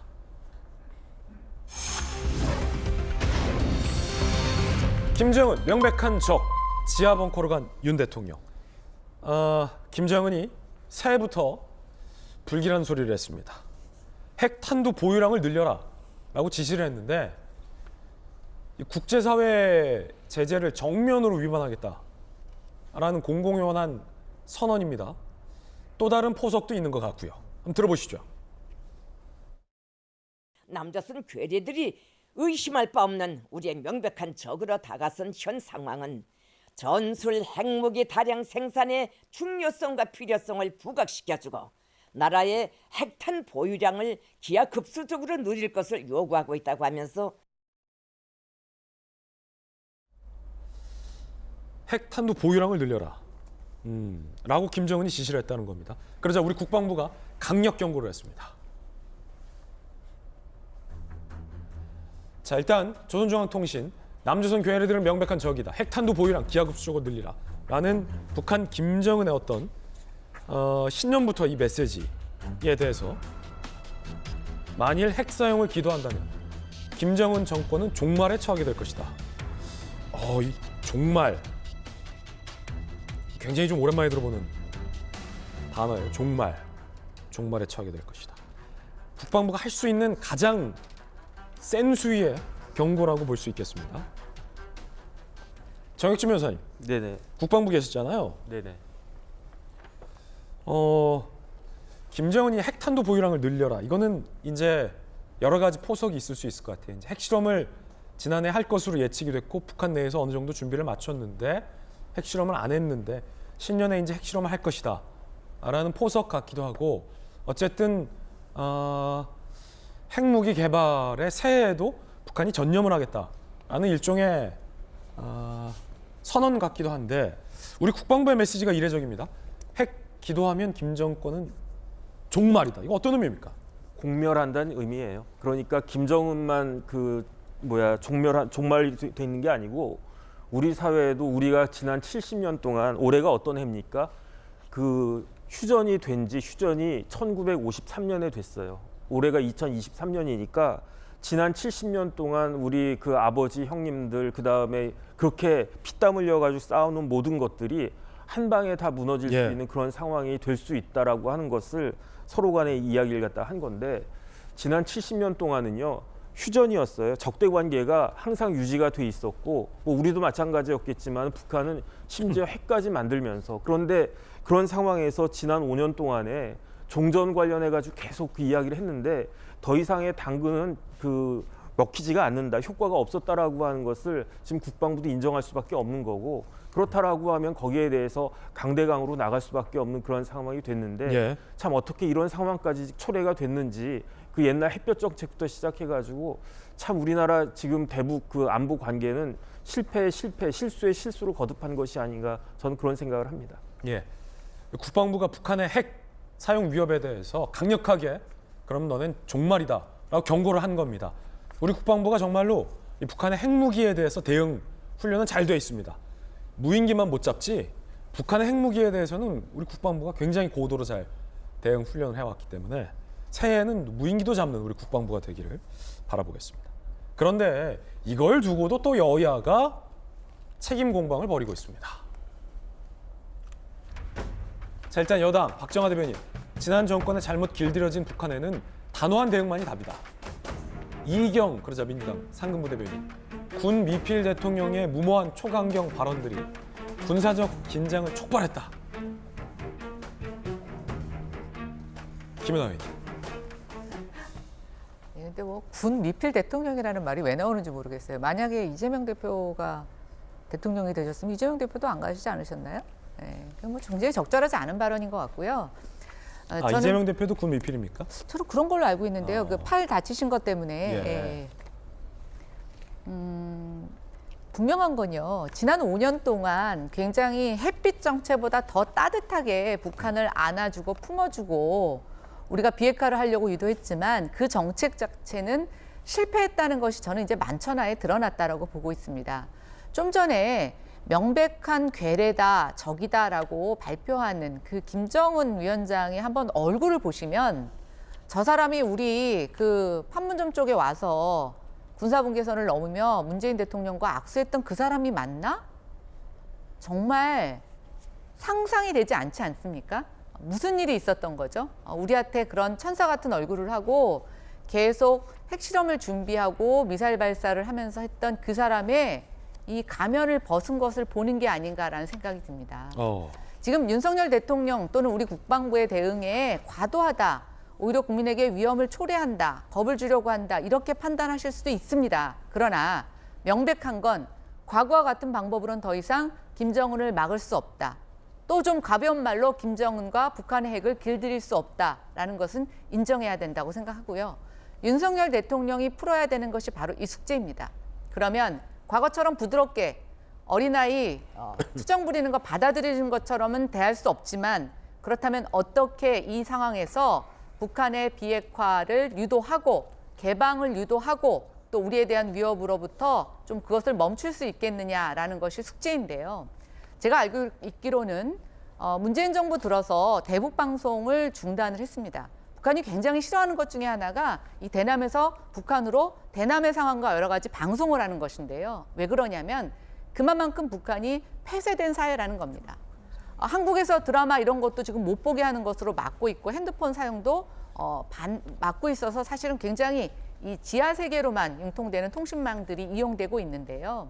저는 우리가 대북 방송을 통해서 북한의 개방과 또 북한의 그런 실상을 알게 하는 것만으로도 저는 북한은 굉장한 위기에 도래할 것이라고 생각을 합니다. 그래서 결국 지금부터는 과거와 다른 대북 정책의 전환이 필요하고 그 실행 과제가 어떤 효과를 가져올지는 조금 더 지켜봐야 되는 상황이라고 생각합니다. 예. 자, 그런가 하면 조선중앙TV에 김정은이 딸 주애, 둘째 딸이죠. 주애와 시찰하는 모습이 또 공개됐습니다. 딸 사랑은 여전한 것 같습니다. 이 당의 국익수호, 국위 제거의 기본 원칙이 훌륭히 관철됨으로써 당의 전략적 구상과 결단대로 미 제국주의의 강권과 전횡, 대조선 정책에 심대한 타격을 안겼습니다. 자, 이렇게 아빠 입장에서 이제 딸을 이제 좋은 데를 좀 데려가고 싶은데 화성 12형을 시찰했군요. 저게 하여튼 북한에서는 제일 좋으니까, 북한이 갖고 있는 것 중에 제일 좋은 게 저런 무기 아니겠습니까? 이렇게 미사일 공장을 또 딸과 팔짱을 끼고 둘러보는데, 김소영 교수님, 저도 이제 아들 하나 있고 딸이 있는데 저는 우리 막내딸한테 좀 이렇게 무섭고 그런 거 있잖아요. 흉하고 징그럽고 위험하고 막 가시. 저는 예쁜 장미꽃도 우리 딸에게는 보여주고 싶지 않더라고요. 혹시 가시 손찔릴까 봐. 참 기이한 장면이죠. 자기가 사랑하는 딸 앞에 저렇게 대량 살상 무기를 쫙 질비해 있는 거를 딸을 데리고 가서 이것 봐라, 이걸로 뭐라고 설명할까요, 여기다? 수많은 사람을 다 죽일 수 있어, 완전히 불바다를 만들 수 있어라는 이런 걸 보여준다는 게 굉장히 기이하고 참 이상한 장면이죠. 예. 그러니까 첫 번째로는 어쨌든 이렇게 해서 또 한 번 언론을 타잖아요. 그러니까 관심을 유도하고 싶은 부분이 있을 것이고, 두 번째로는 제 해석입니다만 지금 북한도 새 세대가 있어요. 장마당 세대라고 말해지는 그 이후에 소위 말하는 MZ 세대들이 있단 말이죠, 북한에도. 근데 이 세대의 특징은 굉장히 이념적으로 이완되어 있어요. 그러니까 국가에 충성하는 거에 대해서 굉장히 회의감을 많이 가지고 있거든요. 그리고 굉장히 자본주의 문화에 익숙한 세대입니다. 그렇기 때문에 제 생각에 어쩌면 이 후 세대들, 미래 세대들, 굉장히 국가에 충성하는 것에 대해서 좀 회의적이고 사회주의 이념에 대해서 이완되어 있는 이 세대의 마음을 좀 더 다잡기 위해서 자, 이 핵이 너희들의 것이다. 미래 세대, 주애로 대변되는 이 미래 세대의 것이다. 그리고 이 핵이 너희들을 지켜줄 것이다. 그렇기 때문에 국가에 충성하라. 어떤 그런 메시지를 담기 위해서 한 것이 아닐까. 그게 아니고서는 도저히 이렇게 기이한 자기의 딸에게 대량 상상 무기를 이렇게 늘 데리고 다니면서 보여주는 그런 행보가 잘 이해는 되지 않습니다. 저는 그렇게 해석을 했습니다. 근데 그 메시지도 반만 맞고 반은 틀린 게, 아니 핵미사일 개발하면 김정은 정권하고 주의, 오빠랑 주의 동생까지는 연명할 수 있어요. 김정은 정권은. 근데 장마당에 있는 MZ세대들이랑 북한 김정은의 핵이랑 무슨 상관이 있습니까? 그 핵미사일이 평양에 있는 장마당 아이들을 지켜줄 수가 없거든요. 지금 장마당 세대는 제일 고민인 게 사실 김정은의 고민이 장마당 세대들이거든요. 왜냐하면 얘네들은 김정은에 대한 맹목적인 충성을 고백하지 않아요. 그렇기 때문에 이 사람들의 사상을 단속하기 위해서 굉장히 애를 많이 쓰거든요. 어쩌면 이렇게 핵을 내가 개발했잖아. 그리고 미래 세대들이 핵 때문에 안전하잖아. 그러니까 나에게 충성해. 이런 것들을 강조하기 위해서 그런 것이 아닐까 저도 추측만 해볼 뿐입니다만. 희망사항인 거죠. 그게 김정은의 희망사항이고 그 후대까지 지속 가능성이 있는 건 난 모르겠고, 일단 지금의 젊은 세대들을 좀 세력을 규합하겠다. 나에 대한 어떤 충성을 더 도모하겠다라는 의미에서 저런 행보를 보이지 않았나라고 밖에는 저는 해석이 잘 되지 않습니다. 참 저기다 대고 뭐라고 설명했을까 주혜한테. 그것도 좀 그래요. 차라리 인공위성입니다. 로켓이면 이 로켓이 우주로 가서 정찰을 하고 우주 기후들을 측정해서 인류에게 좋은 먹거리를 줄 거야. 이러면 아빠로서 이해되는데 미사일 앞에서 의문입니다. 그런가 하면 북한 군 서열 1위 박정천이 해임됐습니다. 중앙통신 박정천을 소환하고 리영기를 김정은 집권 이래 군사부문 총괄, 2019년 대장, 2020년 차수위요 원수로 초고속 승진했는데 이번에 해임됐어요. 이유는 무인기를 보냈는데 몰래 갔다 와야 되는데 그게 우리나라에 의해서 적발이 됐고 난리가 났었잖아요. 막 우리가 코브라도 뜨고. 그것 때문에 문책성으로 해임한 거 아니냐라는 이유도 일각에서 나옵니다. 통일연구원에 계셨던 김수영 교수님, 요건 왜입니까? 왜 박정천 잘 나갔는데?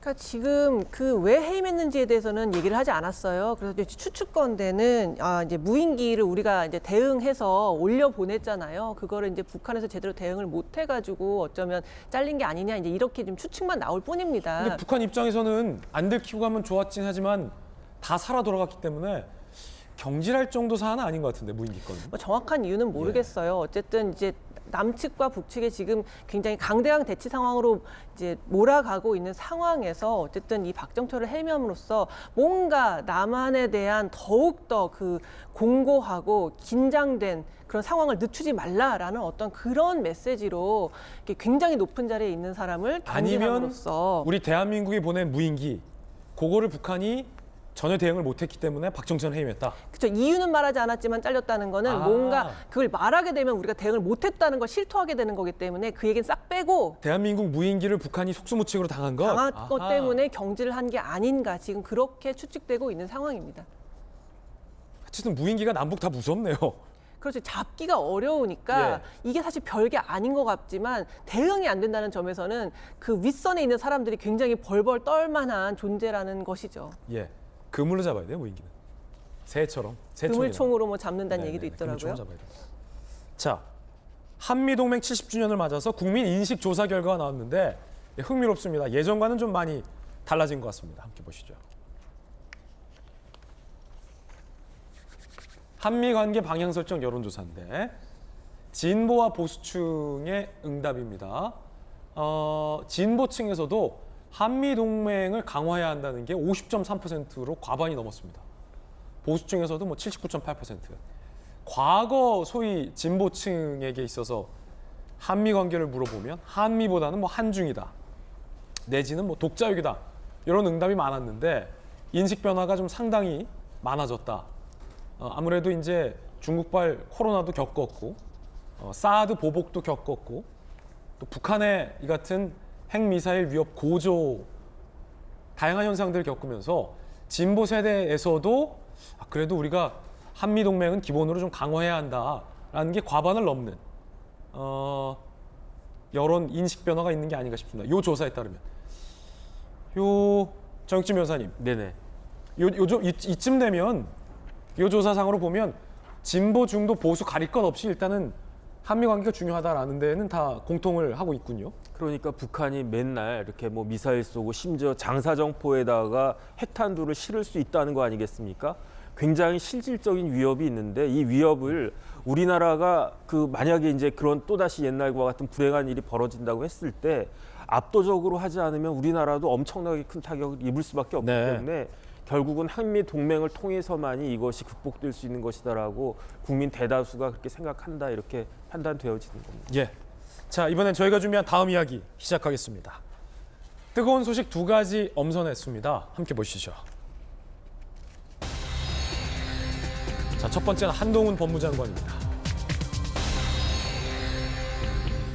노웅래 의원의 체포 동의안이 국회에서 부결됐습니다. 민주당에서 이 대거 반대표를 던진 것으로 추정이 되는데요. 민주당에서는 한동훈 장관을 매우 비판했습니다. 아니 어떤 법무장관이 체포 동의안 이전에 저 이렇게 확정적으로 피의 사실을 유포하느냐라는 게 비판의 주요 내용이었습니다. 그러자 한동훈 장관이 이렇게 반박했는데요. 오히려 내 설명이 부족했다라고 반박했습니다. 들어보시죠. 민주당의 말씀은 어차피 다수당이 힘으로 부결시킬 테니까 상세하게 설명하지 말고 대충 설렁설렁 하고 넘어가자라는 말씀 같은데요. 세금으로 월급 받는 공직자가 그럴 수는 없죠. 돈 받은 사실이 전혀 없다고 하시는데 그렇다면 피의사실 공표라고 주장할 게 아니라 허위사실 공표라고 주장해야 되는 거 아닐까요? 증거 자료 없이 어떻게 체포 동의 여부를 판단하죠? 그런데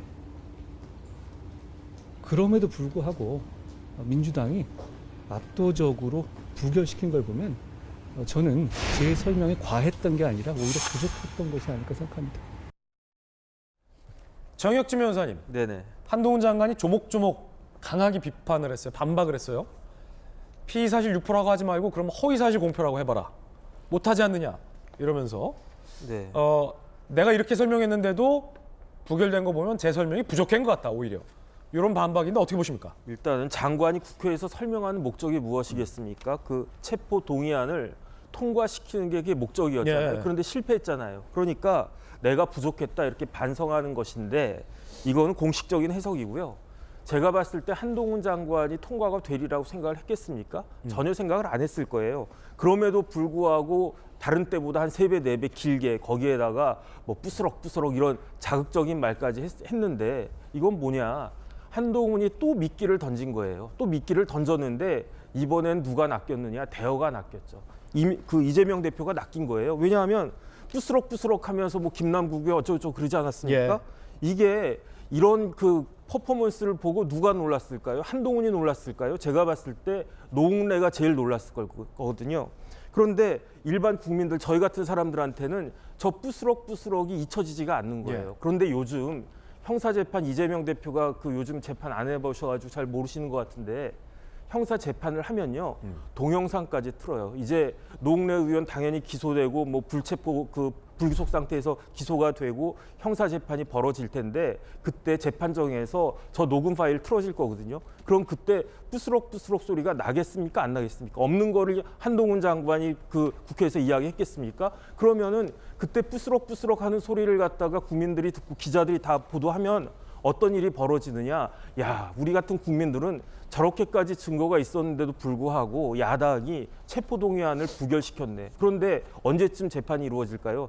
올 한 뭐 6월이나 7월이나? 그러면은 선거 전 막 들어갈 때 그런 이야기를 갖다 하게 될 거고, 그 다음에 무엇보다도 이재명 대표에 대해서도 구속영장이 청구가 될 가능성이 적지 않다라고 저는 생각이 되는데 그때 또 어떤 일이 벌어지겠습니까? 한동훈 장관 또 국회 나가가지고 체포동의안 또 일일이 법리적으로 막 설명을 갖다 할 거예요. 그러면은 노웅래 의원이 그랬던 것처럼 이재명 대표도 나는 억울하다 이러면서 해명을 갖다가 할 텐데 그런 모습이 딱 보이게 되면 한동훈 장관은 졸지에 이재명 대표하고 거의 동격으로 올라가는 거 아니겠습니까? 저는 그런 생각이 들어가지고 참으로 이제 한동훈 장관도 그렇지만은 이재명 대표가 굉장히 부적절하고 아무 생각 없는 그러한 그 퍼포먼스를 한 것이 아닌가 저는 그런 생각을 합니다. 방금 언급하신 그 퍼포먼스, 이재명 대표가 한동훈 장관을 비판했습니다.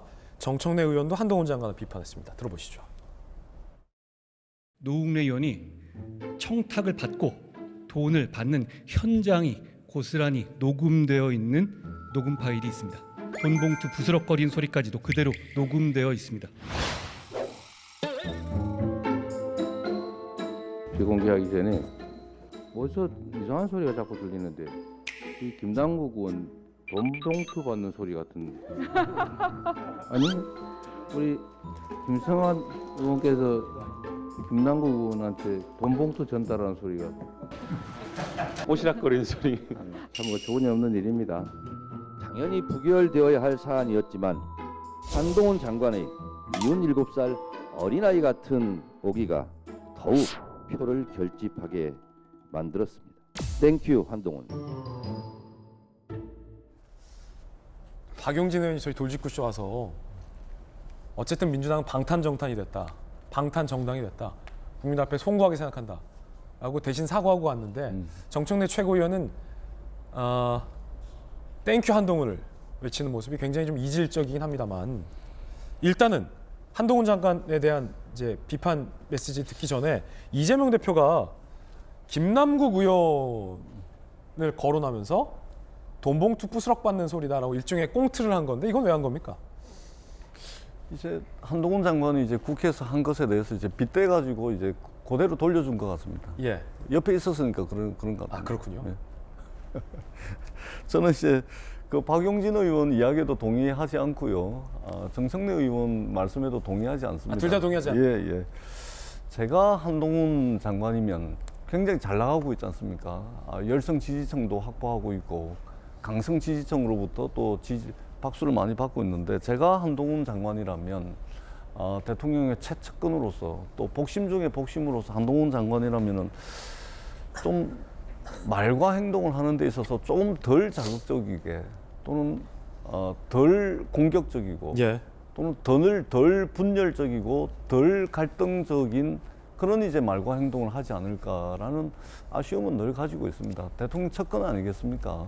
그러면 조금 더 좀 톤 다운 시켜서 좀 웃는 얼굴로 뭔가 좀 윤석열 정부의 부족한 것을 메워야 되겠다. 뭐 이런 자세와 태도로 또 입법부를 대하는 것이 국민들 보시기에 좀 좋지 않을까. 그러면 물론 이제 강성 지지층의 박수 소리는 좀 잦아들긴 하겠지만 저는 차라리 그런 모습이 참 좋지 않을까. 늘 이제 한동훈 장관을 보면서 예. 그런 생각을 하게 됩니다. 잘 나갈 때 천지분간은 해야 됩니다. 천지분간해가면서 자신이 어떤 위치에 있는지 한 번쯤은 좀 성찰을 해보는 것이 좋지 않을까 그렇게 생각을 합니다. 예. 국회와 입법부와 사법부와 행정부는 삼권이 분립돼 있죠. 그리고 체포동의안을 법무부 장관이 설명을 할 때 국회에 오셔서 그동안 해왔던 관례들이 쭉 있습니다. 이 관례라는 것은 그만큼 삼권 분립돼 있는 상황에서 행정부가 입법부에 대해서 취해야 될 자세와 태도 이런 것들이 바로 그 관례라는 것으로 굳어져 있는데 굉장히 이례적이었습니다. 피의 사실에 해당될 수 있는 것도 공표를 했을 뿐만 아니고 상당히 자극적이고 공격적으로 이제 제안 설명을 한 것이죠. 이런 측면에서 제가 볼 때는 국회도 과감하게 특권을 내려놔야 되겠지만 그러나 그동안 행정부가 국회에서 해왔던 그런 관례도 좀 지켜지는 것이 좋지 않을까 이런 아쉬움을 예. 가지게 됩니다. 자, 그런가 하면 이 정청래 최고위원의 한동훈 땡큐 이 발언도 당 안팎에서 꽤 시끄럽습니다. 김연아 의원님 어떻게 보셨습니까? 저는 역시 한동훈 장관님께 땡큐라고 말씀드리고 싶습니다. 정청래 최고에 동의합니까? 네, 아니요. 저는 약간 뉘앙스가 다르게 땡큐인데요. 다른 땡큐입니까? 네. 지금 이제 민주당은 이렇게 얘기하는 거죠. 뭐 잘 나갈 때 자중해라. 뭐 또 너무 지나치게 독설적으로 하고 강하게 얘기한다. 저는 이게 반대로 들립니다. 좀 살살해줘. 좀 부드럽게 말해줘. 적당히 해줘. 대충 해줘. 아니 뭘 더 대충 합니까? 지금 일부에서는 이렇게 범죄 혐의 사실이 넘쳐나는데 왜 빨리 잡아가지 않느냐라고 하는 목소리도 있습니다. 그리고 그걸 다 차지하더라도 한동훈 장관이 국회에서 얘기한 것 중에 틀린 말이 어디 있습니까? 저는 하나도 틀린 구석을 발견하지 못했고요. 민주당의 당사자, 이재명 당대표로서 또 노웅래 의원 당사자는 굉장히 불쾌할 수 있죠. 왜냐? 그래도 내가 국회의원인데 어떻게 검찰이 국회의원한테 이렇게 대접을 하나? 근데 국민의 눈높이에서 한번 보십시오. 그럼 정치인들은 그런 범죄를 받고도 다 체면 차려주고 범죄 사실도 겉으로 얘기하지 않고 이래야 합니까? 저는 한동훈 장관 얘기 중에 그게 가장 가슴에 와 닿았습니다. 허위사실 유포로 고소하라 라고 얘기를 한 부분, 저는 그 부분에 있어서 하나도 덜어낼 게 없다고 생각하고요. 다시 한번 말씀드립니다. 한동훈 장관을 법무부 장관으로 앉힌 것은 저는 윤석열 대통령의 신의 한 수라고 생각합니다. 한동훈 장관님 감사합니다. 땡큐. 자, 양쪽에서 한동훈 땡큐가 나오고 있습니다. 한동훈 당대표 차출설에 대해서 윤 대통령이 한 매체와의 인터뷰에서 이렇게 밝혔습니다. 당대표는 너무 이르지 않는가? 업무 문제로 통화할 때 물어봤다는 거예요, 대통령이. 당대표에 출마할 생각이 있는 거냐? 물었더니 그냥 웃더라. 당대표 하기는 이르다. 라고 답변했습니다. 뜨거운 소식 함께하고 있습니다. 두 번째 소식 살펴볼 텐데요. 어떤 소식이 준비됐을까요?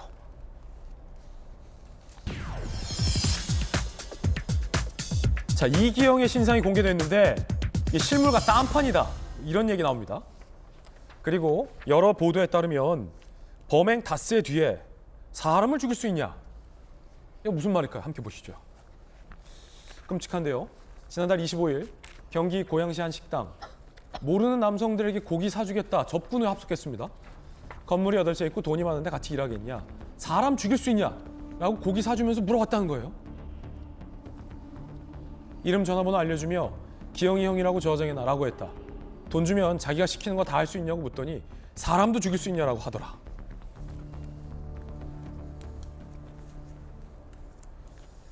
상식적으로 이해가 되지 않는 대목이 많습니다. 그런가 하면 음주운전 전과 사범이다. 뭐 이런 얘기도 있습니다.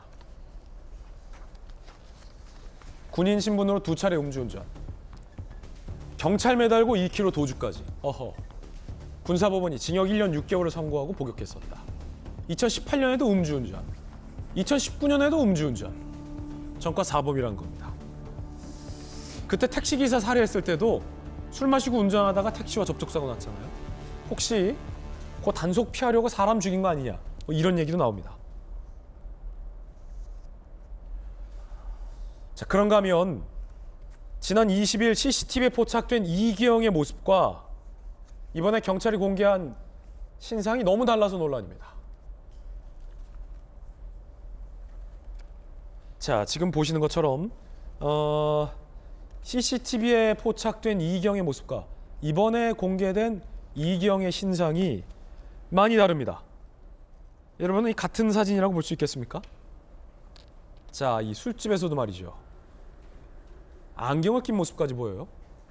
전혀 달라서 신상 공개 실효성 논란이 일고 있습니다.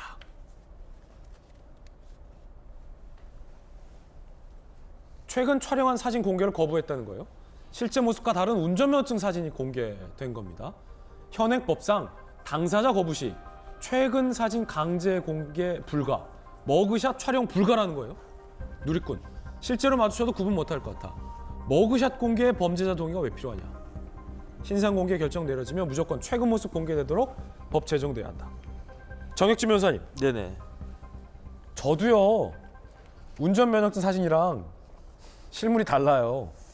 혁진 변호사님도 변호사 자격증이랑 실물 다르잖아요. 저는 비슷해요. 별로 바뀐 게 없어요. 변천사가 없구나, 사람이. 옛날에도 한결같구나. 네, 옛날에도 이랬어요. 네. 뭐 범죄 저지르진 않을 테니까.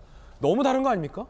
그런데 저는 사실 좀 이해가 되지가 않는 게 이게 그 피의자 그 신상 공개는 특정 강력범죄 처벌법에 나와 있거든요. 그런데 여기에 머그샷 찍지 말라고 하는 그 규정도 없고요. 그다음에 피의자가 이게 내 사진입니다라고 제시하는 그 사진만 써야 된다라고 하는 규정이 있나? 그건 저는 잘 못 찾겠는데. 아, 그래요? 네, 어쨌든지 간에 저는 그 사실은 이렇게 피의자의 신상을 공개하는 이유가 두 가지가 있다라고 저는 생각이 되는데, 첫 번째는 이런 사람이었으니까 조심하라고 하는 그런 것과 그다음 또 추가로 그 다른 범죄가 있으면은 그걸 밝히는 것하고, 두 번째는 피의자한테, 그러니까 일반 사람들한테 만약에 그렇게 끔찍한 범죄를 저지르게 되면 이런 식으로 얼굴이 공개가 된다. 이것을 경계하는 그런 그게 돼야 되는데. 지금 보면 다 다르네요. 지금 앞서서 강력범죄자들과. 그런데 이거는 지금 그 수사기관에서 너무나 이를 조금 그 만연히 그 나태하게 하는 것이 아닌가 저는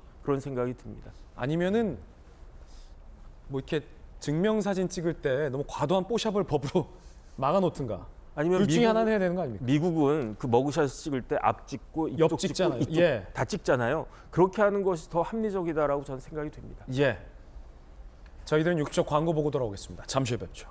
오늘 저희가 준비한 소식 모두 다 전해드렸습니다. 저희들은 내일 아침 8시 50분에 더욱더 풍성한 소식 들고 인사드리겠습니다. 오늘 하루는 그리고 올 한 해는 행복한 일, 좋은 일 더 많을 겁니다. 좋은 하루 되십시오. 고맙습니다.